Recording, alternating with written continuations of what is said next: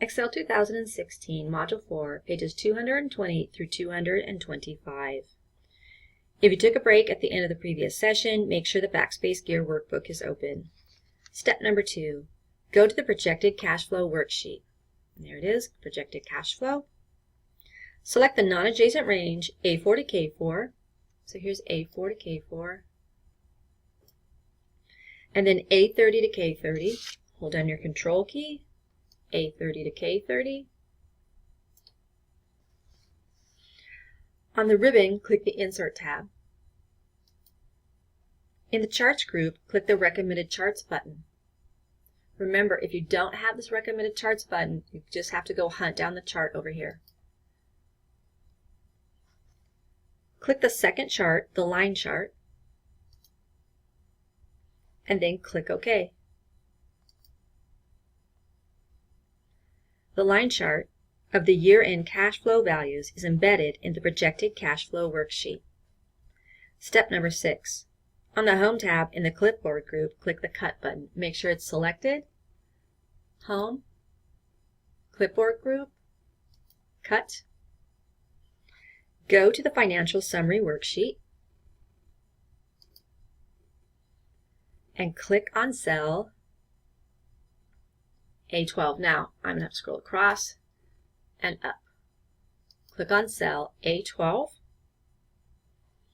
Go back to your Clipboard group and click the Paste button.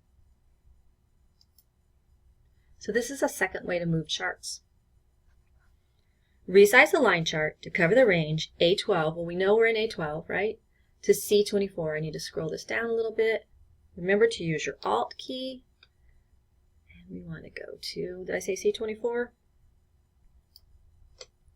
Here's C, here's 24. I'm good. If you're not, again, just so forgiving, just move it around however you need.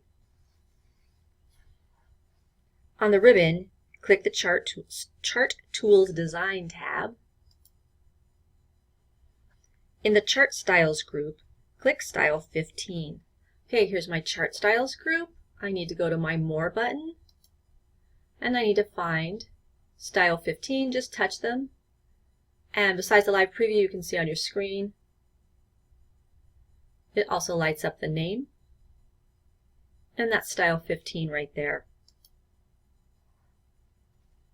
Now you need to go to your chart title and format your chart title with the green accent 6, darker 25%, right? We've done that a few times. That should be a piece of cake for you at this point.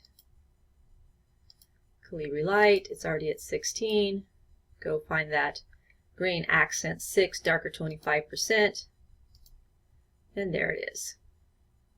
Okay, go ahead and hit save. You can look at the top of page 221 and ensure that your chart looks like the chart in figure 4-22. And then on the bottom of page 221, just read about line charts and scatter charts. And at the top of page 222, you need to come to a screeching halt. You need to stop, and you need to read about working with axes and grid lines. The axes are the problem in the case studies when you have to change your bounds and you have to change the intervals between your tick marks. So you want to make sure that you really are careful to read about working with axes and grid lines and editing the scale of the vertical axis, because this stuff gets tricky and it's really hard to find it. Okay, so make sure you read about it.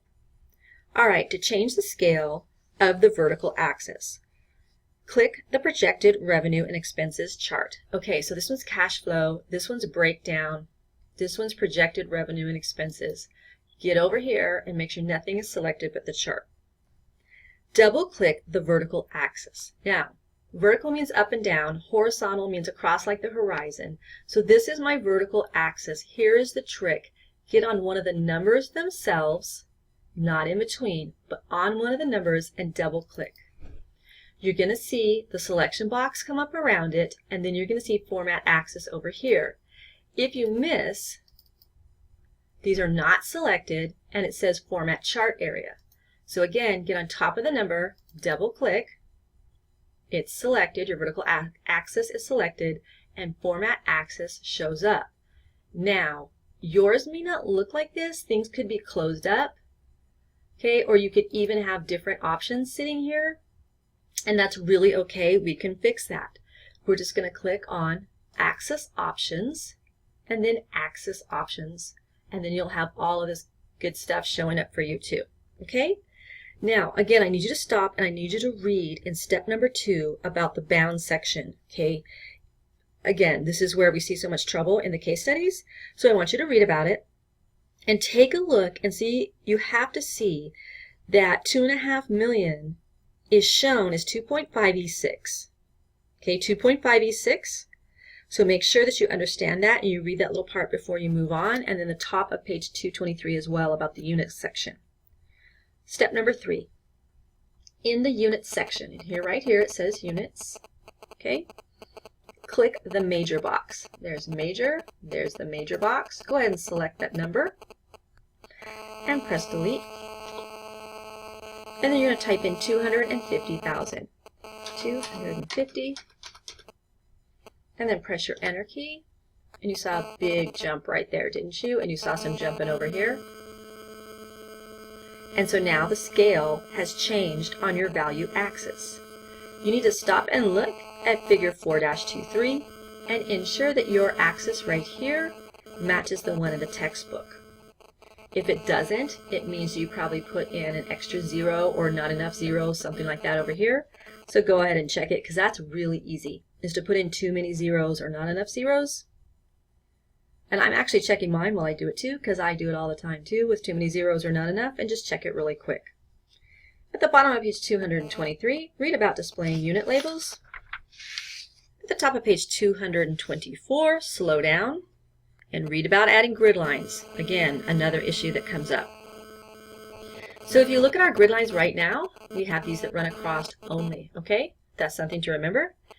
And we've got something selected, and you know that makes me paranoid, so I'm going to deselect that right now, okay? Because I'm done with working with that axis. And if you go on, again, this is where the trouble comes in. If you go on and do the next steps without deselecting that, you could have trouble if you're not working with the axis, okay? Now, in this case, we are working with the axis. I just want you to get used to doing that. Come back over here and double click it, okay? So just know that it depends on what you're doing. If you're going to continue to work with the axis, leave it selected. If you're not, pop over onto something else, okay? All right, on page 224, with the projected revenue and expenses chart still selected, click the Chart Elements button to display the menu of chart elements. Now I can't see mine, so I just need to scroll across. And there it is, right? Chart Elements. Point to grid lines, and then click on the little arrow next to it to get your next menu. Click the primary major vertical checkbox to add vertical grid lines, because right now, remember, you only have horizontal grid lines.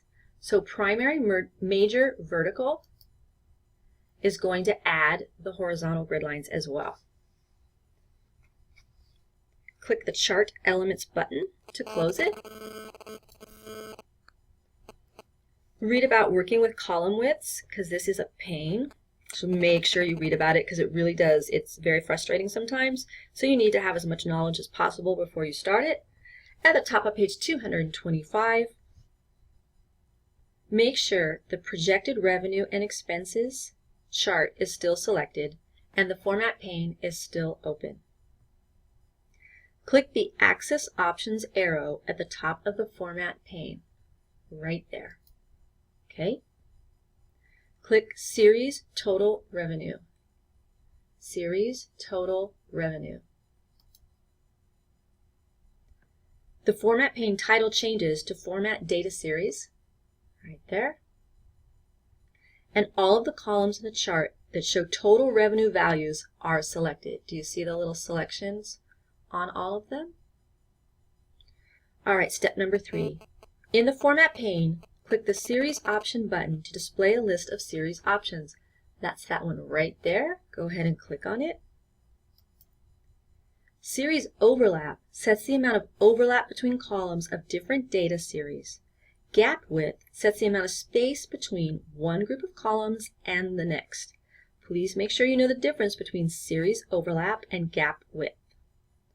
All right, drag the gap width slider, and that's right there, until 200% appears.